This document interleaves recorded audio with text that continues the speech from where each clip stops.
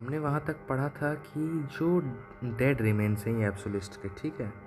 अब आगे हम लोग बात करते हैं, पूरे इमेज के बारे में बात करते हैं। जो ये हैं भाईचारा दर्शाते हैं इन लोगों में कि भाईचारा एकजुट होके इन्होंने अपनी कंट्री को एक मॉडर्न स्टेट से नेशन स्टेट बना दिया है। इस महिला की मूर्ति से जो आगे लोग हैं वो ऑलरेडी अपना सक्सेस पा चुके हैं और जो पीछे हैं वो पाना चाह रहे हैं। जैसे कि जर्मनी का फ्लैग आपको दिख सकता है, 1848 के लिबरल्स का है, तो सभी बताया जाएगा। तो इससे मेजर क्वेश्चन वही आता है कि इसको क्या कहते हैं, उसको क्या कहते हैं, जो कि मैंने आपको बढ़िया से बताया है। और यही पूछता है कि फ्रेडरिक सूरियो अपने यूटोपियन विजन वाली पेंटिंग से क्या दर्शाना चाहते हैं। तो यही दर्शाना चाहते हैं कि सारे देश आज़ाद हो चुके हैं एकजुट होके और मॉडर्न स्टेट से नेशन स्टेट बन चुके हैं। अब सब जगह फ्री हैं अपना काम करने के लिए लोग, ठीक है।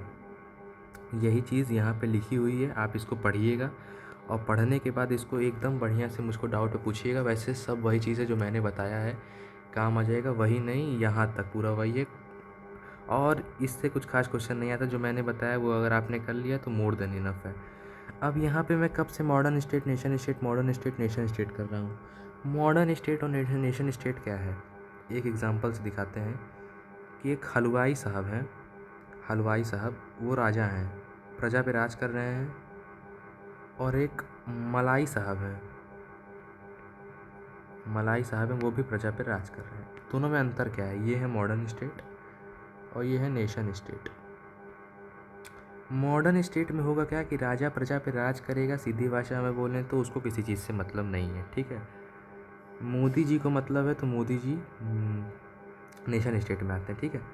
इसमें जैसे कि आपका राजा आपसे कोई कोई प्रीवियस हिस्टोरिकल कोई बिलोंगिंग नहीं है, आपका राजा के साथ कोई संबंध नहीं है, राजा से आपके कोई मतलब नहीं है, ना आपकी बात राजा सुन रहा है, ना राजा की बात आप सुन रहे हो, राजा की बात आप नहीं सुन रहे, तो आप दंड पा रहे हो।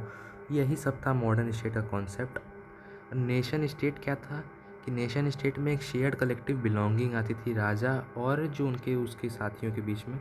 यहाँ पे हिस्ट्री से कोई ना कोई चीज़ कनेक्टेड थी इन लोगों के बीच में, जिसके थ्रू लोग अपना काम आगे बढ़ाते थे और बेटर परफॉर्म करते थे। और राजा उनकी डिमांड्स भी सुनता था और उनकी डिमांड भी सब कुछ सुनी जाती थी। एक बार फटाक से पढ़ लेते हैं कि दिया क्या हुआ है, ठीक है। During the 19th century, the nationalism emerges force which brought to the sweeping changes in the political and mental world of Europe. कुछ ऐसी चीज़ें हुई जिसकी वजह से पॉलिटिकल और मेंटल वर्ल्ड यूरोप का चेंज हुआ, जिसके कारण जो एंड रिजल्ट्स थे वो इमर्जेंट ऑफ नेशन स्टेट थे, जो मल्टी नेशनल डायनेस्टिक अम्पायर्स की जगह आए। सब मैंने बता दिया। मल्टी नेशनल डायनेस्टिक मतलब यही मॉडर्न स्टेट, आगे पता चलेगा। The concept of a modern state in which centralised power controls clearly defined territory which develops over long period of time in Europe। वही मैंने जो बताया कि एक राजा एक डिसेंट्रल डिफाइंड यूनिट पे राज करता है जिससे कोई मतलब नहीं होता। बट नेशन स्टेट क्या होता है, जिसमें majority of citizen not only rulers came to have sense of collective identity and shared history और डिसेंट। मतलब कोई कलेक्टिव आइडेंटिटी है उनके बीच में, हिस्ट्री से वो लोग जुड़े हुए हैं। अब वो लोग जो है एक दूसरे की बात भी मान रहे हैं। तो these Commons did not exist time for immemorial, it was force through struggles through the action of leaders and the common people. ये शुरुआत से एग्जिस्ट नहीं कर रहा था, ये लोगों के विरोध की वजह से, आंदोलन की वजह से ये चीज़ें चालू हुई हैं। और इस चैप्टर में हम वही पढ़ेंगे कि किस किस प्रोसेस से आपको चीज़ें आपको आसान होती हुई दिखती हैं, ठीक है। तो ये था हमारा पार्ट 1 और पार्ट 2 में हम बात करेंगे आगे का। पार्ट 1 बहुत हल्का रखा था मैंने, छोटा भी रखा था कि आप लोग पहले तो इंट्रोडक्टरी वीडियो देख लो। और अगर आपको लग रहा है कि भाई मैंने कम पढ़ाया है ना ब्रो, तो आप बैच ख़रीद लो किसी कंपनी का, तो आप देखोगे कि वो भी इतना ही पढ़ाते हैं। हो सकता है थोड़ा सा क्वालिटी बेटर हो, बट आप नोट्स पे अगर जाओगे तो बेटर करेंगे आप लोग। और नोट्स अगर आपको ढेर दिक्कत हो रहा है तो आपको सही सलाह दूँ, किसी का वो नहीं कर रहा हूँ प्रमोशन। नोट्स आप बढ़िया से सर्च भी कर सकते हो गूगल से, एआई से जनरेट भी करवा सकते हो ब्रो, जेनजी वाला ज़माना है, ठीक है। फ्रेंच रिवॉल्यूशन की बात करना है अगली वीडियो में, तो उसके लिए मैं आपको एक होमवर्क देता हूँ। ज़्यादा बड़ा होमवर्क नहीं है भाई, क्लास 9th का वो फ्रेंच रिवॉल्यूशन का बेस्टेज वाला थोड़ा सा जो बेसिक चीज़ें याद करना। ये एक सोर्स देख लेते हैं, बहुत इंपॉर्टेंट हो जाता है ये सोर्स आपका। तो इस सोर्स को देखते हैं क्या बोलना चाह रहा है ये सोर्स, इसके थ्रू देखते हैं। सोर्स में यही है कि एक लेक्चर डिलीवर हुआ था यूनिवर्सिटी ऑफ सबॉर्न में, ठीक है, सोरबोर्न में 1882 में। फ्रेंच फिलोसफर थे जिनका नाम था अर्नेस्ट रेनान। ठीक है, अर्नेस्ट रेनान उनका नाम था। ये टाइमलाइन दिया है। वो एक फेमस लेक्चर डिलीवर करते हैं जिसका नाम होता है व्हाट इज़ अ नेशन। तो वही उस लेसन में बताते हैं कि नेशन वो नहीं है जो आप सोचते हैं, बट नेशन वो है जो कि नेशन एक कॉमन लैंग्वेज से, रेस से और रिलीजन से, टेरिटरी से बनता है। खैर आपसे ये सब नहीं पूछेगा, आपसे मेन ये कॉन्सेप्ट देख के नेशन स्टेट और वो डेवलप्ड स्टेट, मॉडर्न स्टेट वगैरह वगैरह पूछ सकता है। उसके बाद a nation is accumulation of long periods past of Endeavour, sacrifices and devotion. वही मतलब क्या है कि एक नेशन जो वो नहीं है नेशन कि एक लैंग्वेज है, रेस है, रिलीजन है, टेरिटरी है, बल्कि नेशन वो है जो पहले के ज़माने में लोगों ने सेक्रीफाइसेस किए हैं, डिवोशन दिए हैं, अपना सब कुछ समर्पण किया है, अपने लोगों ने समर्पण किया है उस देश पे, वो होता है नेशन। ठीक है, तो यही चीज़ पूछता है। एक प्लेबिसाइड चीज़ दिया हुआ है इसमें, उसका मतलब हम लोग को जानना है। A direct vote by which all the people of religion rest reject to a proposal, मतलब कि एक डायरेक्ट वोट लोगों से मांगा जाता है कि आपको इस प्रपोजल को एक्सेप्ट करना है कि डिनाई करना है।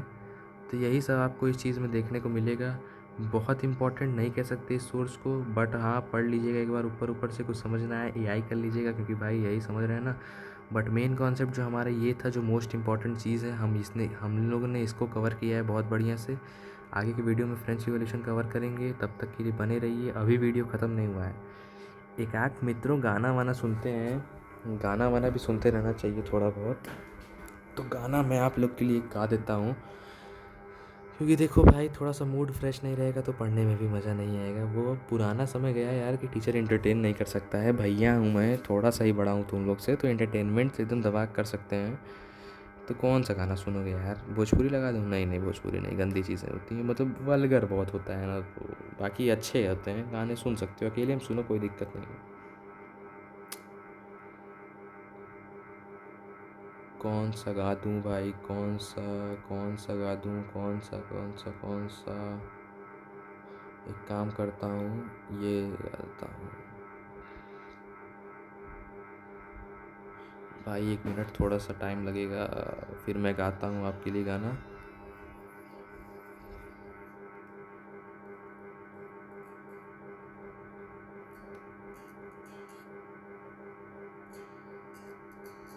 ठीक है, चालू कर भाई, ये चालू कर।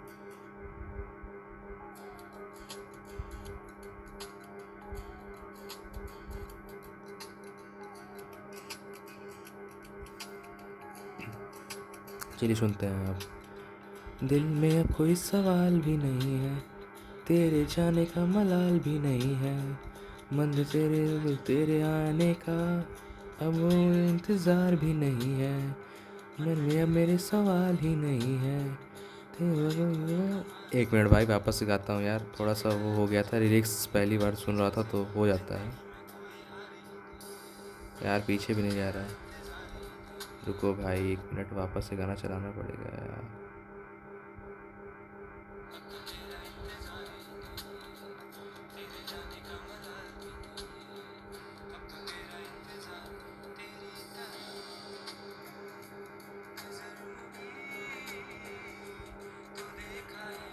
एक मिनट भाई, थोड़ा सा टाइम लगेगा यार, ज़्यादा बड़ा नहीं, थोड़ा सा गा देता हूँ आप लोग के लिए। रंग किने रूप किने शहर किने चन किते तारे किने चढ़ दी दोपहर किते बदला दा गेड़ा नाल पानिया दी लहर बंदे को जेहदा भी किते प्यार किते रह ओ मेरे घोड़े अखियां दोपहर थले चुड़ पे या गल्ला करे खुद नाल गल्ला करे जे वसदा है रब विच मेरे कोल अखा चार जब दायो भला करे मैं जाना मेरा तगड़ा के मेरा बिनु के बेटा लिखा कदीरा नाल लादा कदीरा मेरा तुरना है जिन्ने तक राने जदों तक मैं हाथे च विच साने मेरे विच बैठी खुद ने तलाशा बैठा लिखा तक दीरा ना मैं घुमा घुमावा वगैरह नांग में वगैरह घुमावा वगैरह। चलो दोस्तों, अगले पार्ट में मिलते हैं एकदम बढ़िया से। हो सकता है मनोरंजन हो गया हो, हंसीएगा मत, कोई सिंगर थोड़ी ना हो यार, गा देता हूँ तुम लोग के लिए, ठीक है। मिलते हैं अगले वीडियो में, तब तक के लिए stay tuned and subscribe the channel mission foundations. Free of cost journey हमेशा चालू रहेगी।